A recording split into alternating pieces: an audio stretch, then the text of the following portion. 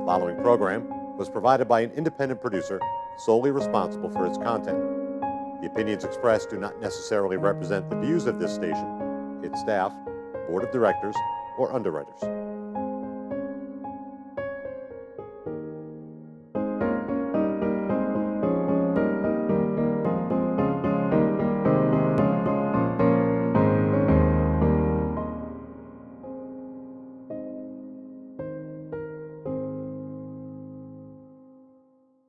Hello and welcome to another edition of our program, CHW in Action. As always, CHW stands for Community Health Worker because I'm a community health worker. My name is Rafael Calderon, and I'm always in action to bring you, the community of Nashua, information about health matters that make the community better. Now, as I have said before, to me, health is not just about not being sick or not being ill or about medical or clinical stuff. It's about having a positive frame of mind. You want to be healthy physically and mentally. And when you have opportunities to create a better future for yourself, I count that as being healthy. And that's why we have Suzanne Delaney today. It's a privilege to have her on with us. It's always a privilege to be able to meet nice people. So we are going to talk about a very important project going on in Nashua. It's called MakerFest, and then we'll talk about other cool stuff. So let us say hi to Susan. Hi, Susan. Hi, Rafael. How are you? I'm fine, thank you. Thank you for being here. Oh, my pleasure. Thank you for having me. Thank you actually again for accepting my invite in short notice because I invited you today. That's okay. It just happened to work out. Nice. I wanted to have you here because you are working. Well, I say you because I haven't done much. Okay, I went to a meeting and unfortunately I've been so busy. I haven't been able to get very involved in this MakerFest program. So I want us to tell us, please, your full name, your title, what your involvement is in MakerFest, and what it's about and what it's all about. Okay. Well, Suzanne Delaney, resident of Nashua right here, and recently started Loftechnology, which stands for Leaders of Future Technology, STEM education company. Nice. And I've got the invite from you and Latha and of course Rajesh. We'll have to talk a little bit about Rajesh. He's pretty impressive. Yes. And I believe this came from you, this MakerFest, bringing this into Nashua. So thank you for doing that. No, it's my pleasure to help. You know, and I met Rajesh when I was a student of the leadership grade in Nashua, the 2016 class, which I want to tell you we graduated last year. So now Nashua has 23 new leaders. Not last year, last week. Did I say last? Thank you. See, thank you. I'm losing my words here. So we graduated last Thursday, to be sure. Congratulations. Well, thank you. It was a nice bunch of good people. And now Nashua has 23 new leaders. I mean, we were all leaders when we joined the class. Now we're like super leaders. And it's all in the name of making Nashua a more welcoming community, a more diverse and successful and prosperous community, and a more united community. Like Paul Hibbert likes to say, we want a one strong, greater Nashua. So I met Rajesh. He was a guest at one of our classes, and he talked about his program, the MakerFest. And I said, we have to have this in Nashua. What can I do to help? And from there, actually, Leida got very involved to see how we could make it happen. And that's how I met you, because she set up the meeting. And that's how we are here. She's a great connector. She's amazing. Yeah. She's amazing. So now, what motivates you to be involved in this project? It's just it's an opportunity for us to be able to provide a hands-on learning experience in technology, science, computers. You know, the word STEM gets thrown around, or the acronym STEM gets thrown around so much, and it is so all-inclusive. So this is really more of a technology-focused, because I think sometimes the other sciences get a little lost in STEM. So I'd say this is more of a technology program. But it's a great opportunity to be able to expose kids, which the age range is going to be middle school all the way up through college. So I say kids, young adults, a little bit of both, to hands-on projects that they can use technology to, really gives them the idea that they can use technology for anything. And it'll introduce them to the process of both design as well as actually making their projects, building their projects, and at the end there's a presentation. So it'll allow them to have some hands-on experience in anyone who has a project they want to demonstrate, or hey, maybe you're going on Shark Tank, right? Yeah. So someday they might be on Shark Tank. Give them some hands-on experience with doing some presentations and things like that. So I love that program because, like you said, it gives kids an opportunity to discover what they can do. They start building something and they don't know what's going to be at the end of it, but they are driven to learn this. And like Rajesh was talking about, is kids start to develop something, they become innovators, yes. right? And they end up becoming, they could become, I want to say creators, per se. But let's say for me, I have an idea what the Maker Fest is about. So you can correct me, right? So it's a 48-hour thing. Starts usually on a Friday, goes to a Sunday. Yep. And then kids come together. Then Rajesh basically gives them instructions on how to build something. No, not exactly. He gives them basically a challenge. Okay. And they need to come up with how they're going to solve the challenge, what they're going to build to solve the challenge. So it's really, they can be completely innovative, and it's whatever they come up with is the right answer as long as it solves the challenge, right? Wow. So that's real world right there, right? It's there are problems in the world, and you have to think of, well, how can I solve this? What are the different ways I might go about solving it? So see, because I can tell you, I work with kids, well, sort of informally. I have this this small youth program. We call it Yes, right? And I see young kids that are so smart, so smart. And yet, when I tell them about school, they are somehow stuck on ELL classes or classes that do not allow them to be all that they could be. And I tell you this because I used to be in ELL classes. I came from the Dominican Republic. I didn't speak any English at all. That's why you see me, I lost my words sometimes because I'm trying to find them in my mind. Yep. Okay? But I had to learn. And I saw my friends getting ahead of me, and I was talking in these ELL classes. So I was lucky that I had a guidance counselor that told me, if you want to compete with them, you have to push yourself.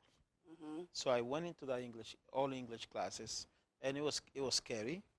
I had some very not so happy moments when people would make fun of me. But in my mind, I knew what I had to do if I wanted to compete. And unfortunately, I think that a lot of kids don't have that type of counselors like I had that would say, push yourself. Right. A lot of times kids are sort of like, it's sort of like they're allowed to just slide by. And that's a very sad situation. So when I see opportunities like this Maker Fest, I just think of, wow, this is what we really need, not only in Nashua, but anywhere, and it's for everybody, right? And that's going to be really important, is managing to get the information about this program, which thank you very much again for having me on. Getting that information down to the places where kids might not normally know about these things. Exactly. Right? So yes, you mentioned it. I want to promote you. I want to be able to be a vehicle for you to get the word out there. So tell us all that you want us to know. Make a face. What drives you? What the hope for the program is? Well, it's really about encouraging more in terms of getting young people excited about technology, and the thought that they'll want to go onto college to whatever level that they would like. And then they'll come back to Nashua. So we're building kind of from the ground up. We're building more tech jobs in Nashua. Manchester has a lot of jobs up there, and Nashua's working on growing the number of tech jobs that we have available. But the sad reality is that so many people live in Nashua. Oops, it's okay. It still works. Don't Okay. worry about it. Sorry. It makes it interesting. Yes, exactly. So unfortunately, a lot of the talent in Nashua, people live in Nashua and they commute down closer to Boston. They commute into Massachusetts. So how much talent do we actually have? And I don't know, maybe you can tell me this. Do the job statistics in New Hampshire, do they include, when we talk about our employment numbers, do they include the folks who work in Massachusetts? To my knowledge, no. But that's only to my knowledge. Okay. I'll do more research to be more I'm going to look that up, yeah. But what I do know is that I've met a lot of young people that have gone to Boston, that have left New Hampshire, and they like Nashua. That's the thing, is they like Nashua. They say that there's nothing to do here. They're bored, okay, and they don't see opportunities. And they all say Nacho's a nice, beautiful city, but I mean, Mhm. what am I supposed to do? Yeah. So that's why I mean I'm a humble servant of the community. I just want to find ways to make things more interesting for kids, Mhm. so they grow up wanting to stay here. Mhm. We Yeah. want to prepare them to have a better future here Mhm. because we want Nacho to grow. Mhm. So yes, I know the statistics. I mean, we have an employment that we're supposed to be low on unemployment, but I'm sure you know we have an aging population. Exactly. Yep. When we were talking before the lights came on, Mhm. we were talking about what's going to happen in 10 years from now. Mhm. Nashua is going to change. Yep. We will have a new Nashua. So that's why I admire what you do. And I want you to tell me more also about Loft Technology because we need more people like you. We need more leaders that make Nashua more interesting, more competitive, and give our young people more reason to stay, Mhm. right? Yeah. We want Absolutely. to compete with Boston for jobs and with Manchester, Mhm. and we want it to be friendly competition. Right. See, Right. because it's not just about we want Nacho to be the greatest, Of but course. not the only great city, right? We Exactly. want the state to be the greatest. Mhm. So thank you for what you do at Loft Technology, truly. Oh well, Okay? it's honestly my pleasure. I've had Yeah. a lot of fun with. I mean, one of the best parts about being involved in these programs is I get to play. So I'm a kid at heart. Mhm. I am absolutely a geek, and I am proud of it. All right, all right. So for so long that's had such a negative connotation. But think about when you talk about careers in the future, um, we're going to need more and more technical talent, and those careers pay a lot more than.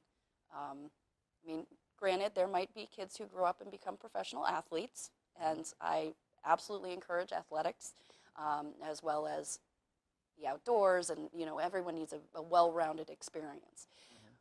But it's parents. It's hard for us to look forward and think about, especially when your kids are young, right? Look forward and think about, well, what can I be doing more of to prepare them for when they leave the nest and they go off into the world. Mhm. And unfortunately, if even though you sent your kid to soccer camp and had them doing after school soccer and they were the best one on their varsity team, what's the probability that they're going to actually have a career in that? Right. So extracurricular activities that are not technology based, I am not trying to give them a bad name in any way, shape, or form. Mhm. Because you also want the kids to have fun. Right. So it's also about incorporating, that aspect of fun into these projects so that they can, and they get the social interaction too. It's not all about, a lot of people think about technology and kids and they think about them on their devices, for hours a day. Mhm. And it was very interesting. Someone posted on Facebook, I'll have to see if I can find it and send it to you. But it was the statistic about how when novels became popular. Did you see this? No, I haven't seen It was when novels first became popular. Mhm. All the kids started reading. So reading became very popular, Mhm. and they thought this was a horrible thing, right? Because Mhm. everyone was spending all their time reading Right. with books, with their nose in a book, Mhm. and and they would call it. They called it like reading rage. Reading rage. I had not heard that. So, just such good timing because you look at it and everyone's like, oh, our kids are always on their electronics. But then you look at us as adults, and aren't we on our devices and computers all Thank day you. long? Thank you. So that's the future that we're looking at. They're going to go into the workforce, they're going to grow up, and that's going to be reality. So let's use that. Let's prepare them for it instead of trying to keep them away from it. Not to say that they should be, on their devices all day long. Because I have to tell you something about that, but I'll let you finish. No, that was it. So go ahead. One in this class that I told you, the leadership Mhm. grade in Nashua, Mhm. we did a presentation and we partnered up with 5210, Okay. which stands for 5 vegetables or fruits a day, Mhm. 2 hours in front of a screen, whether it Mhm. be a TV or a phone or a computer, then 1 hour of exercise and 0 calories, Okay. no sodas, anything like that. Okay. So we want kids to be in front of a device for 2 hours at the most. So how can I reconcile that with? That's a great question. Mhm. I think that should be a conversation because how realistic is that, quite honestly? Because if understand that kids need to be active, right? And they should be socializing in ways that aren't just social media. Although I probably do most of my socializing on Facebook, but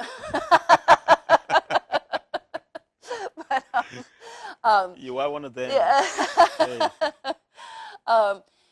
But at the same time, at what point do you say, well, we all as adults, you know, I know when I was in corporate America, I spent 9 to 5 in front of a computer. And I had a laptop, and I took it to all my meetings, and my computer was there, and constantly on emails and doing our work. And this is what they're going to have. So at what age do you say, okay, well, now we can increase it to 3 hours, and now we can increase it to 4 hours? Is it, okay, well, if you're doing homework, then that's okay. You know, so how do you gradiate that? I get your point, and it's a good point. It's a conversation, I think, that should happen, just in the community at large, you know, in the world, in the nation, whatever level it should go on. But I think it's been that 2 hours for a really long time. You know that one of the smartest ladies in Nashua, Beverly Doolan, my good friend from the Nashua Department of Health it's Nashua Health Department. I should have you have a conversation with her on the show about that. That would be great. That would be great. Because she's the one that got me to the 5210 program. She's a nice lady. Yeah.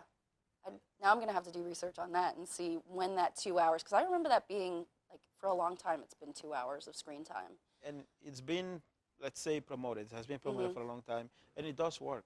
I mean, I tell you, I'm a community health worker. My job and my passion is to be around the community and finding out if things that are promoted health-wise are being picked up by people.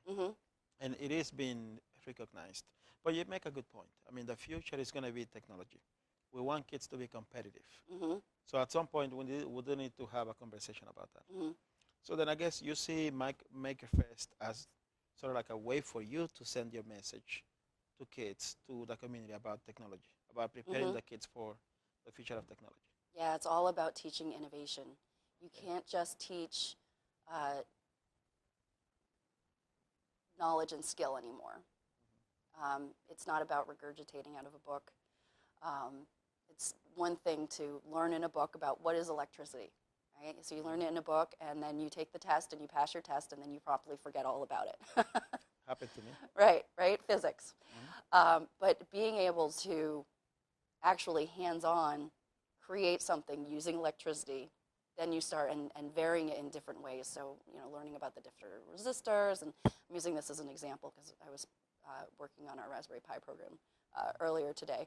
And so you start playing around with it, and you start learning, oh, well, there's a reason, and this is how that works. And, of course, the first time I tried making my Raspberry Pi weather station, I fried a sensor. Yeah, that cable was in backwards. Okay. You know, and so that's the other thing, is that I was very tentative about doing this because I had never done it before. And you don't want to break anything.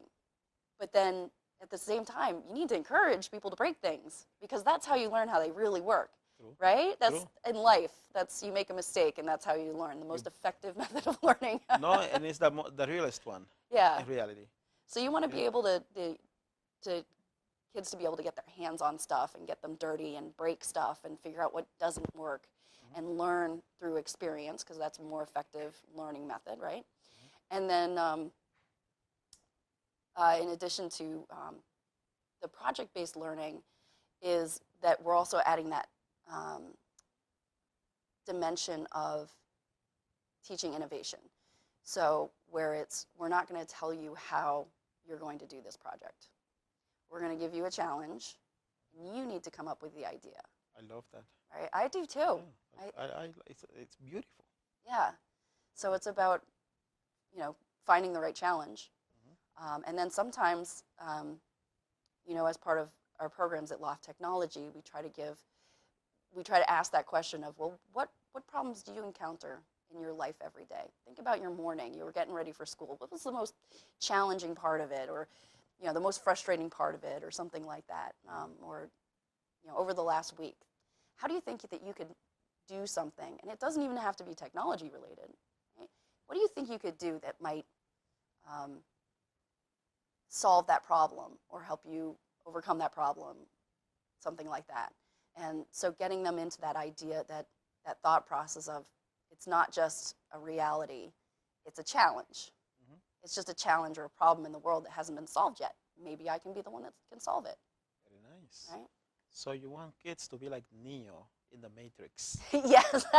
There's no spoon. It's Yep. all in the mind. Yeah. Okay, I like what you do. So let's say that I know a parent who wants to, in fact, my nephew. Mm-hmm. I have a nephew who's a genius. Doesn't listen to me all that much because now he's 16. 'Cause now he knows everything. Of course. But Didn't we all? but he can take a computer apart Mm-hmm. and put it back together. And he lives in Lawrence, Massachusetts. His name is Anthony Jr. Uh-huh. And I would love to find a way to get him involved with things here in Nashua. Mm-hmm. And I can never do that. I haven't had like a tool or something I can show him.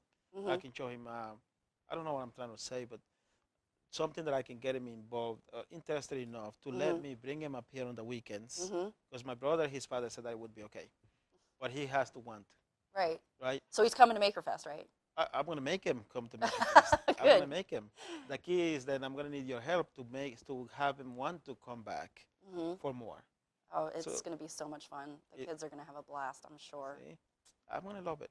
Yeah. So now it's gonna be at Make It Labs. Mm-hmm. Yep. And what dates and times it's gonna be at? The first, second, and third, and so it'll start the evening of the first, 4 o'clock, and it'll probably go until around 9 o'clock. Rajesh was saying that many times he has to actually like kick the kids out, like, okay, we really need you to go home. We know you're having fun and you're working on your project, but you have to go home, and we'll see you bright and early tomorrow morning. And so the next morning, go all day, probably till 6, I believe, is the time. That will shut down. Again, I'm sure we're going to have the problem of, the kids are going to be working fervently on their projects and having so much fun that they're not going to want to leave. And then Sunday, the kids will, work on their presentations and finalizing their project until about 2 o'clock. And then they'll start doing their presentations, and we should be done around 4 o'clock. Very nice. You have a video on that new nice website that you put together. Okay. Can I borrow that video so I can show it to my audience? Oh, absolutely. Okay. Absolutely. I'll tell you what. If I had it now, could I show it now? Absolutely. Okay. Absolutely. So I'm going to somehow add that into this program because I want people to see how cool it could be. Yeah, I think that would be great because it's hard to explain, right? It's how cool it is. Yeah, because it's really mind-blowing. Yeah. You see kids like becoming inventors. Mm-hmm. And it opens up their mind. My thing is that it opens up their minds to see what else they could do. Mm-hmm. And just like you were saying, that what they learn doesn't have to be applied just to technology. Right. It could be applied to life. Mm-hmm. So that ties into my program, which is all about life skills. Mm-hmm. See? Yep. So Definitely. I'd like to see everybody go to that program. I want my nephew to go. I know you want your kids to go. Tell me a little bit more about your kids. I met them when I came into the studio. Yes. So the oldest is 8. He's just about to graduate from 3rd grade and move into 4th grade. And then my youngest is 5. He's going to kindergarten next year. They both will be at Dr. Crisp. Nice. So fortunately, very close to Make It Lab. So hopefully I'll get them over there more and more as well. Very nice. Yep. So, and they both love Minecraft. So.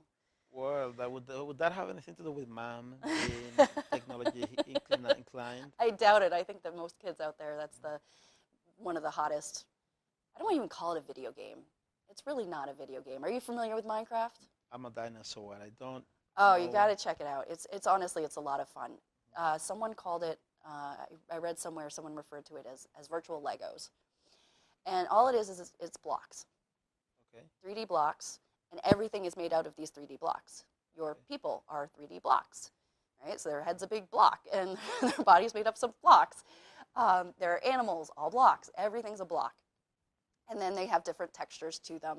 And then you have different tools. There's survivor mode where you start playing and you have to collect different things and use a recipe to make other things. And then you can mine ore, and then you can put it together and make an axe. And then you can cut down trees, and then you can use them, the wood, to make other things. And so you're surviving, right? Interesting. Using all these things that you're making. And then there's creative mode where you have access to all the different blocks, all the different materials, and there's they could tell you more about it than I can. But yes, virtual Legos. They can make anything. And there's redstone, which is it looks like kind of like it's red, but it looks like kind of like gunpowder, and electrical current basically goes through it. Is kind of the principle that of the redstone, and there are levers, so you can put some redstone between the levers, and you can remotely you can have one thing happen, and then it will activate something else in another place. So it's opening doors, trap doors and things like that. There's lava, So the kids are making. I remember one time my son made a machine that you put a pig into, and a pork chop came out. Oh, Susan. I was like, okay. I think he used lava for that. Oh, Lord. I'm going to plead the fifth on that one. Okay. Wow. But it's really cool. The kids can do anything. They can make anything. So, again, you talk about the screen time. What are they doing with their screen time? Are they sitting in front of the television for 2 hours? Well, that's watching a movie, and that's it. And okay, but if they're being creative, engaging their minds, right, and socializing with people, if they're the kids will play it together, things like that. Then where's that line? See, so what I'm seeing here is that then we can see MakerFest as sort of like an introduction to get kids to engage their minds, to use this technology for something positive that they can use for the rest of their lives. Yes, definitely. Right? So that brings me to this question for you. You mentioned earlier something about STEM technology. I got to tell you, I've been hearing about STEM technology for a long time. I really don't know what it is, don't know much about it. Can you tell us what that's about, and what place do you see it having in Nashua? So you mean like the acronym STEM? And what's behind it? Okay. So, of course, science, technology, engineering is STEM, and there are some folks who prefer to use the term STEAM, which includes art. And then I heard another STREAM, which includes reading, I think. I'm pretty sure if we just add in an H for history, we'll have all topics covered. So it's all of the not even technical, it's the higher skilled jobs that areas that we need more people to be in. Okay. Right? So before we were talking about, in 10 years, the population is going to be, the majority of our workforce is going to age out of the workforce. Right. They're going to be retiring, and there's going to be a gap. So we need more highly skilled workers. That's what STEM is about. People have already recognized this, and everyone's trying to promote getting more people interested in STEM topics and going on to become skilled and knowledgeable in those areas. Okay. And let's tie that into the need to fill technology jobs in Nashua. So you see STEM technology or projects to bring jobs into Nashua, to prepare people to fill those new jobs, or jobs that are going on, that are in need right now, in need to be filled right now? Both. I mean, I think that we're preparing, encouraging the next generation, certainly. But then we're going to have college students at MakerFest. Right? It goes up through college. So being able to attract people who are in college to Nashua for an event like this is great, because they'll think, oh, Nashua, I could get a technology job in Nashua, right? And you also want, the other thing about teaching innovation is that can lead to entrepreneurship. Okay. So having these bright minds coming back to Nashua and starting their own businesses, possibly in technology-related fields, science and technology, that's a huge potential as well. That would obviously benefit the community greatly. Indeed. Yeah. I've heard that we have about 2,000 technology jobs in Nashua that need to be filled. Is it in Nashua or in New Hampshire? What's that? 2,000 jobs. I don't know. Okay. I would imagine that would be Nashua, because that's not a very high number. Okay, because I've been Leitha told me about this, and I've been meaning to get together with her, but that lady is so busy. She's always doing something. But I want to learn about that. I want to know how I can prepare people that are unemployed now, unemployed or underemployed. I want to see how I can connect them to new trainings. Yep. So let's go back to talk about Loftechnology. Okay. You have programs? Hmm. Do you have trainings? Can you train someone who's unemployed or underemployed to become more technology savvy? You know what? I hadn't thought of it, but there's absolutely no reason that I couldn't. If you could, I could get you people. Let's do it. See? I would love We to have do a it. deal? Yeah. Okay. Let's do it. We'll do it. Yeah. Okay. See, this is a fun interview. We're going to make things happen. We're changing Nashua right now. Here we go. It's the beginning of it all. That's Okay. it. Beautiful. Fortunately, we have it on tape. So we're committed. Yeah. Okay. So we're going to promote the MakerFest. We're going to make it happen. And now I saw in an email that you are now in conversations with Liz and Mike from United Way. Yep. Okay. Can you tell us a little bit about that, please? So they are being extremely generous, and they're letting us use their software application that they use for raising funds. Mm-hmm. So people can actually make donations through the United Way to the MakerFest, any amount, and that money will, the United Way will then give that money to Make It Labs, where we're hosting it, the Makerspace. Have you been over there? I did. I went to the opening. Yeah. The grand opening. Yeah, and that'll, all that's going to do is that's going to pay for the supplies, and that's going to pay for Rajesh's time with us up here in Nashua. So they're being extremely helpful in supporting us and obviously getting the word out. So we're very, very grateful to have that. You know that I've had the privilege and the honor to have had Liz and Mike both at my program. Oh, really? Yeah. Oh, they're that's very great. cool people. Yes. Yeah. Yeah. And they're cool. They're cool. They help the community. They motivate. They motivate me to be as helpful as I can be to the community. Well, those are the people we need, right? Those are the leaders that inspire you to be a better person. Indeed. Yeah. We said at the beginning that we were going to talk about Rajesh. Yes. You have spent more time with him than I have. So please tell us about him. Well, Rajesh is he is both the director at the Asia School of Business in Kuala Lumpur, and he's also a visiting scholar at MIT. But of course, those are titles, right? So MakerFest, my understanding of how he came about with creating MakerFest, this is his creation. He has had it everywhere around the world, and this may be the first time that it's been in the U.S. Wow. So he does these in Asia. I know he's had a number of them in India, and he gets these going in areas that aren't highly populated, not city centers. He packs everything up. He says he takes his 3D printer with him in a carry-on. I'm like, wow, I didn't realize they were that small that you could do that. I thought they were big. Yeah. I was like, okay, that's, I wonder if he has to pay the 50-pound limit fee or something. I'm going to have to figure out how he does it. Yeah. So he just takes all this stuff, and because the only materials that he really needs is the 3D printers, which we'll be using the ones at Make It Labs, Arduinos, which are small microcontrollers, and then I think he uses cardboard and scissors and tape and paper, and that's just really cool because you think of technology that it has to be all fancy and and these things that kids create. I actually saw one of, maybe it was the Make newsletter. Anyway, I got it in my email inbox, and it said edible VR goggles, VR being virtual reality, and I'm like, what? Edible? Yeah, edible. And so someone had made virtual reality goggles, which you've probably seen them, right? You can use your smartphone and you put them into the goggles and then put them on, and it's a virtual reality.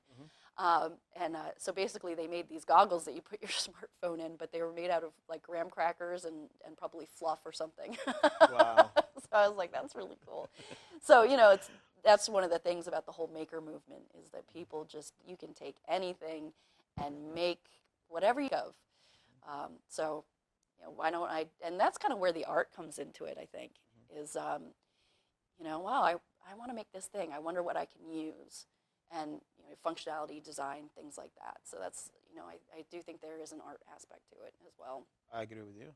But, yeah, he doesn't need that much, so he takes his case and can go out almost anywhere and teach these, introduce the projects, teach the use of the 3D printers, so that involves the CAD software, and then how to do the microcontrollers and the soldering and things like that, and awesome. And the programming. It's awesome cool. Stuff. Yeah. Wow. And now he needs a little stuff, but for the stuff that he needs, there donations that can be made for the materials that he needs. Mm-hmm. So how are we trying to get donations? We don't want to tell people. We don't have to tell people donate, okay? Right. But we do hope for donations. So Yep. what is the process right now on how to get donations to make this MakerFest happen? As soon as I have the link, I'm going to put it on the website, which is makerfest.wordpress.com. Just a simple WordPress site where people can go. There's also a link to register there. So it's as simple as that. It's going to the website and clicking on the link and being able to to donate a little bit of money.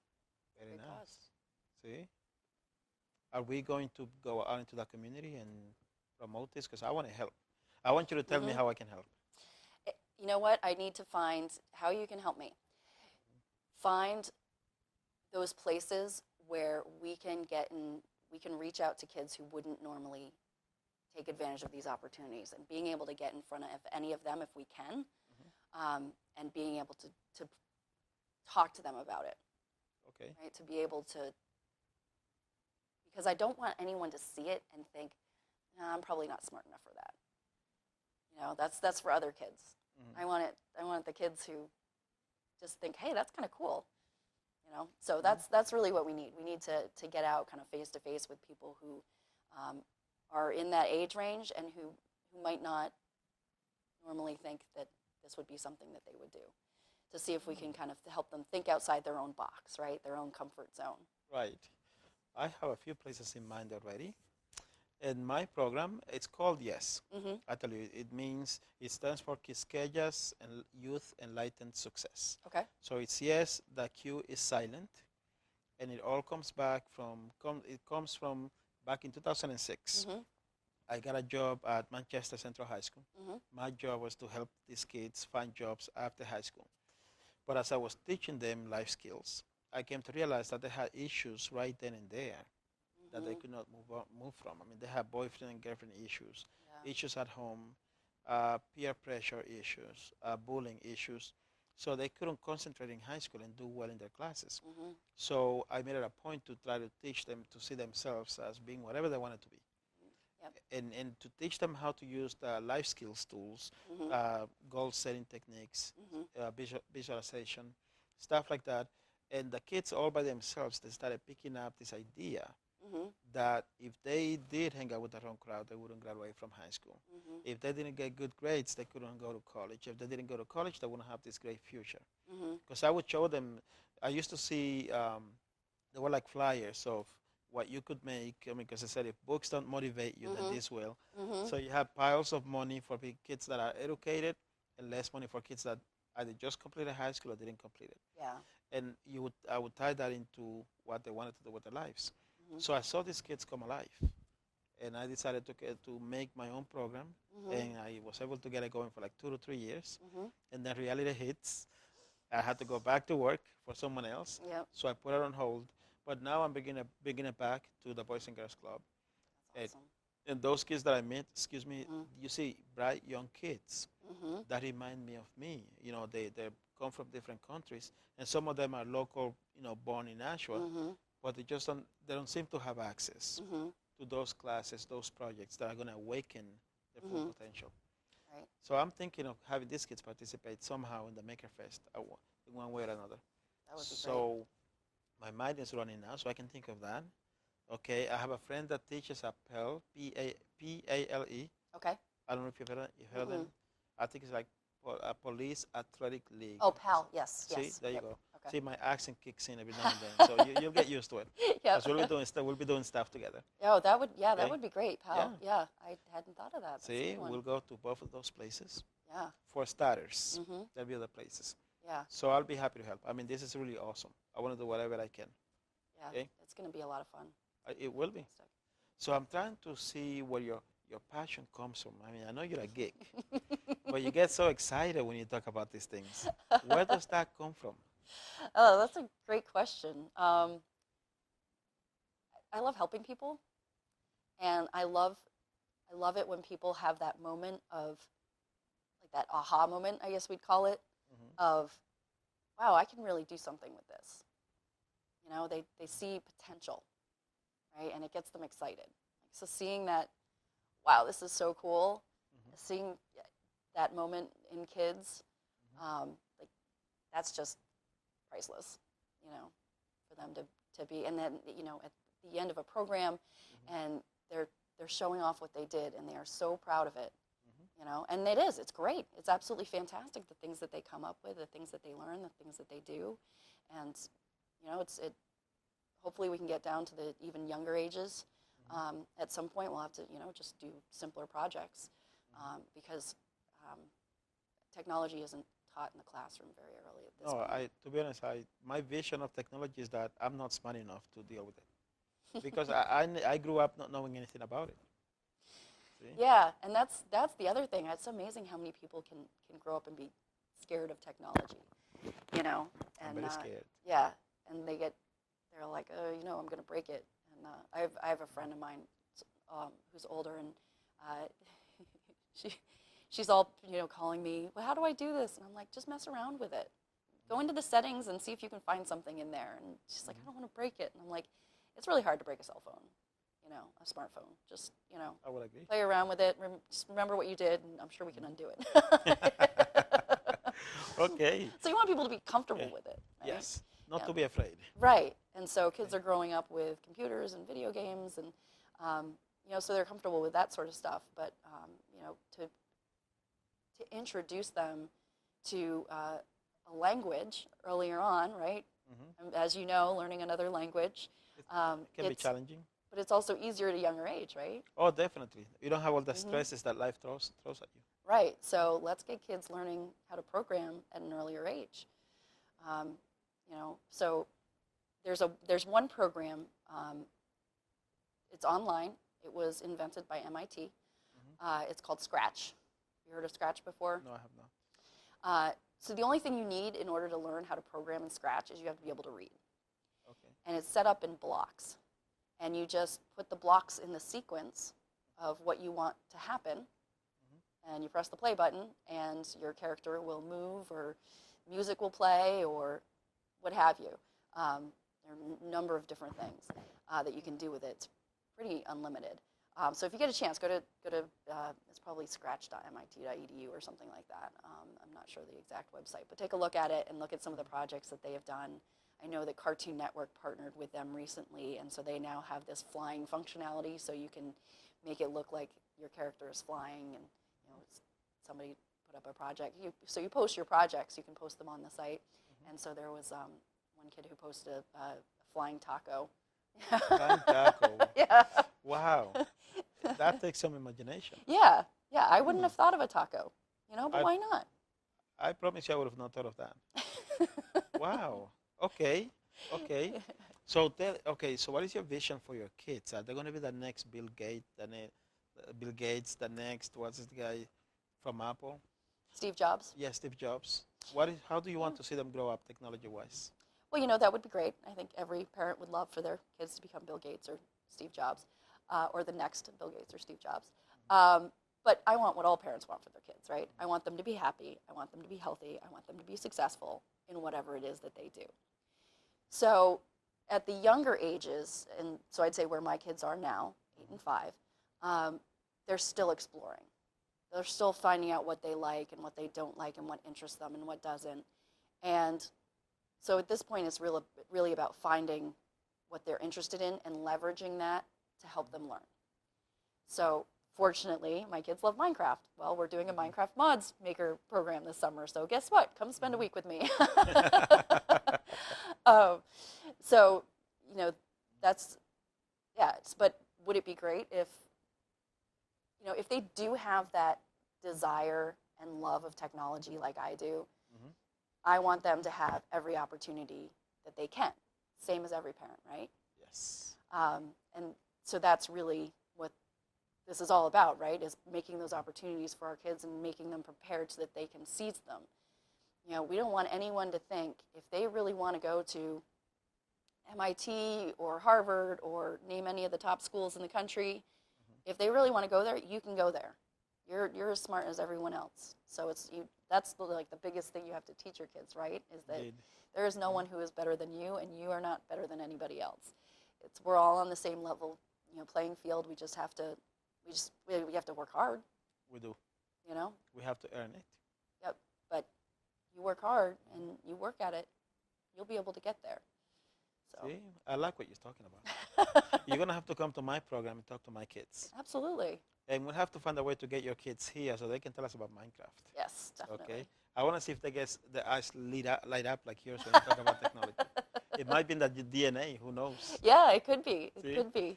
So tell me, Suzanne, what is your vision for Nashua? I mean, how do you see Nashua evolving into this a new Nashua, which involves technology that brings jobs and brings prosperity?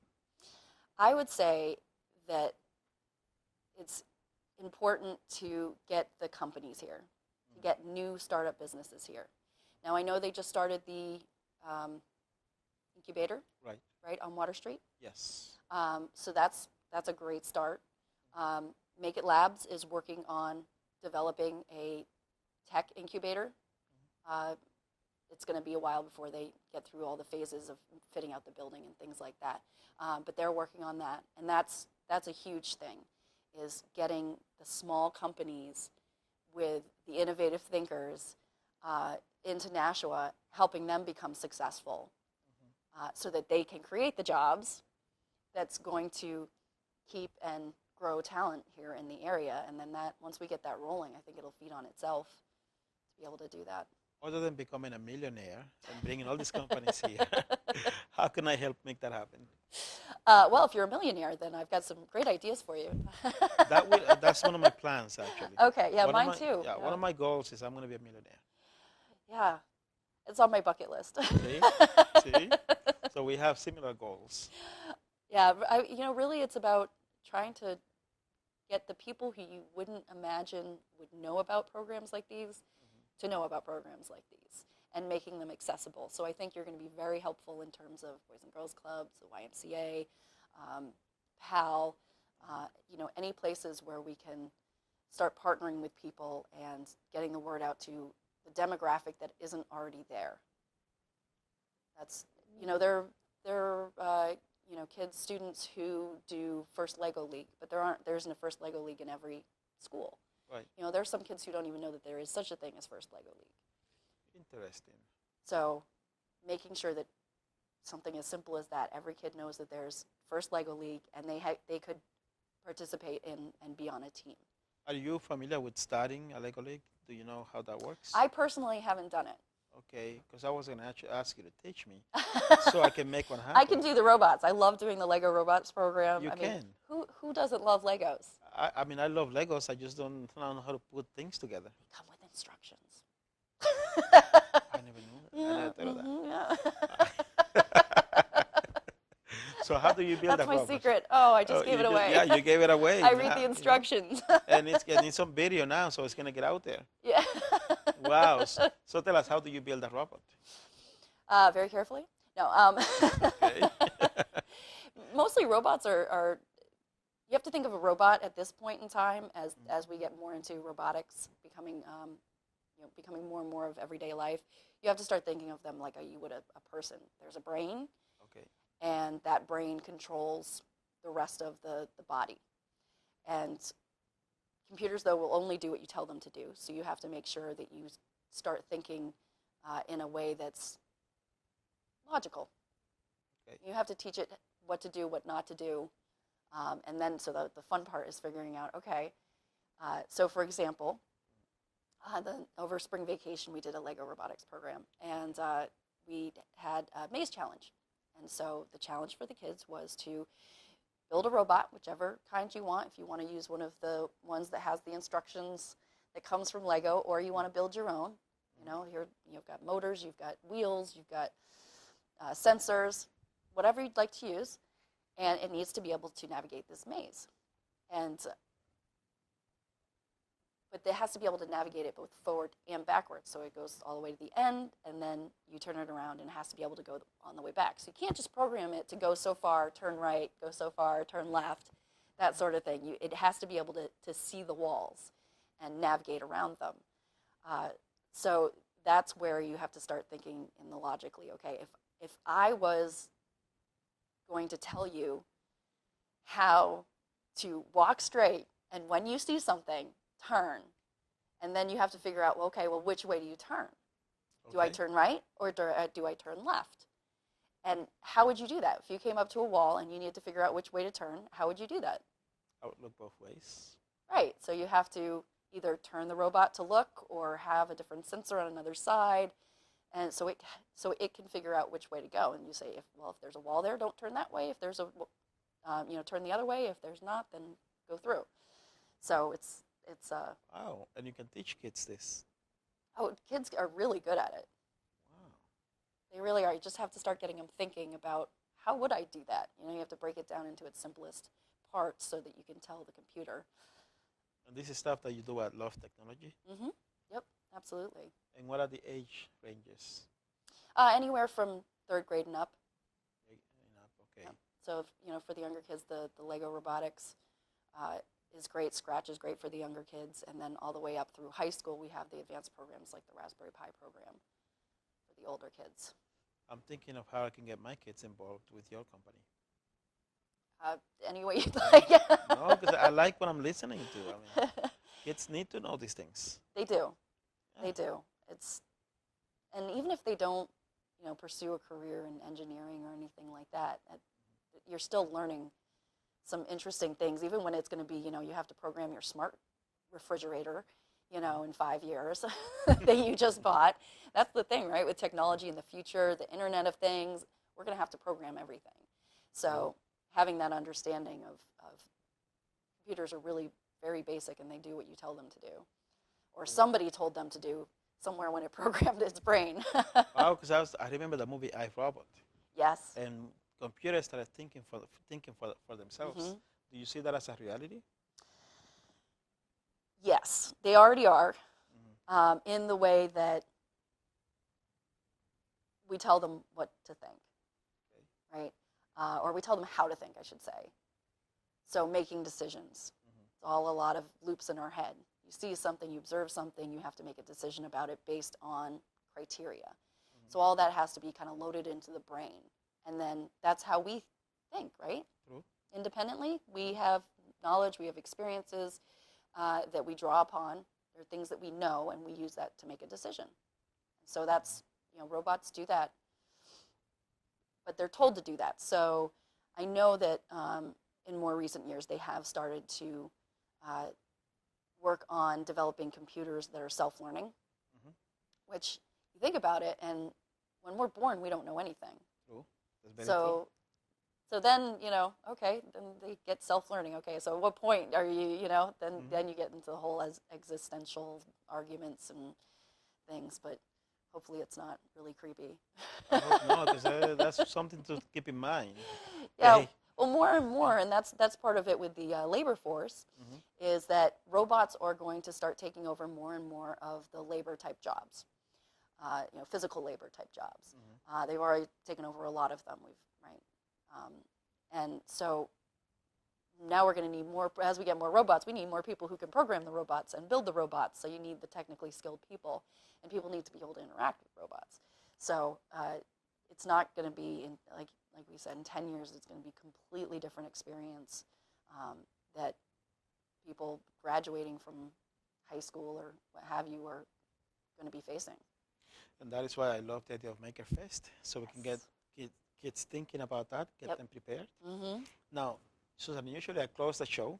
I ask someone to tell me what what the message would be that they like to send to Nashua. But I want to do something different with you. Okay. I want to see if we can get your kids here so they can tell us about Minecraft. Yes. And for the studio, we'll use our microphones Okay. so that we don't have to change anything. Okay. So can we call them here? Absolutely. Okay? What's your name? Alexander. What's your name? Nikki. All right. So Rafael doesn't know about Minecraft. Can you tell him about Minecraft? Turn around.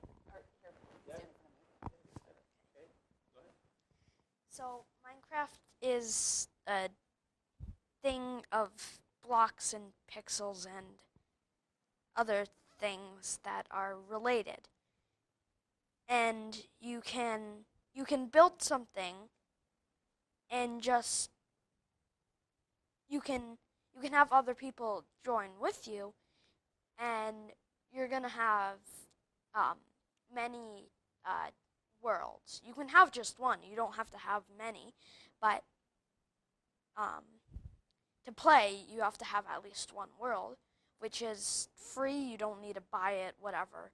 You just click the play button at the main menu, and you'd probably find a create the world button, and then you can create your world, customize it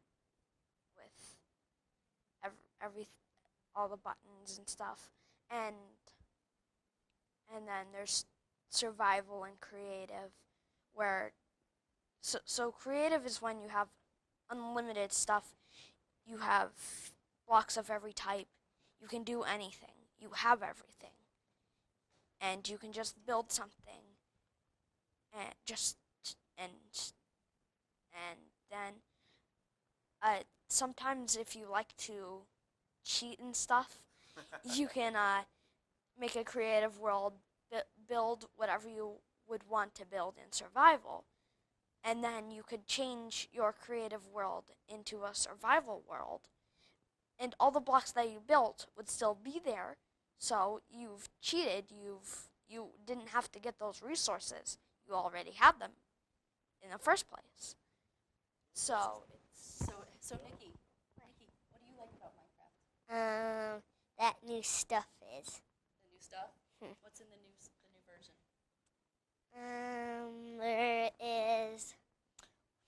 There's one wooden door, there's wood, grass, and there is a sand block, a creeper block, a roller sand block. Are you two going to the MakerFest? Are you two going to the MakerFest? Nikki's a little young.